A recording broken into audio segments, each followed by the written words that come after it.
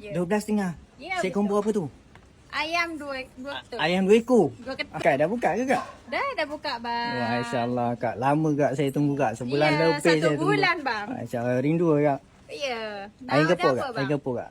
Ayam gepuk Ayam berapa? gepuk apa ada? Ayam gepuk apa ada? Ada minum baru bang. Minum baru. Set combo. Set combo. 12,5 je. 12.5. Ya, Set betul. combo apa tu? Ayam dua ketul. Ayam 2 ekor. Dua ketul Dua bang. ketul. Ayam 2 ketul. Okey. Boleh kak? Boleh kak? Okey. Nasi tumis kak? Nasi tumis. Kalau nak nasi putih pun ada? Ada. Nasi Okey. putih pun ada. Nasi tumis lain macam ni. Ini ada rempah ada rasa. Ada rasa. Dia tak kosong Okey. Masya-Allah. Ya, Apa lagi? ada gobes biasa. Koper. Ada. Nasi goreng boleh, kopi basuh boleh pilih. Tapi biasa kak bagi yang mana? Sekarang kita bagi yang biasa. Biasa? Kalau orang nak baru kita bagi gobes goreng.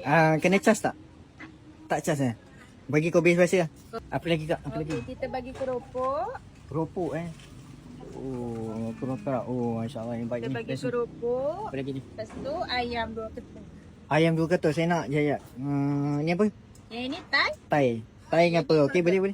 Boleh. 2 Oh, masya-Allah 2. Pek. Masya-Allah. Oh, ayam ketul ini muai ni.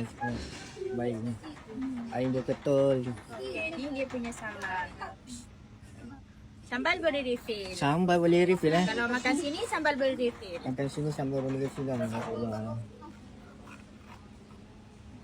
Okey. Ui, baik ni. Okay, kita bagi parsley. Oh, masya-Allah baik ni. So kalau macam ni berapa kak? 12,5 saja. 12,5? Ya, betul. Kalau tambah air? Kalau tambahi RM2.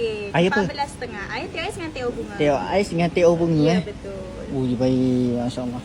Baik kak, saya makan dulu Okey. Terima kasih. Bismillah. Bismillah.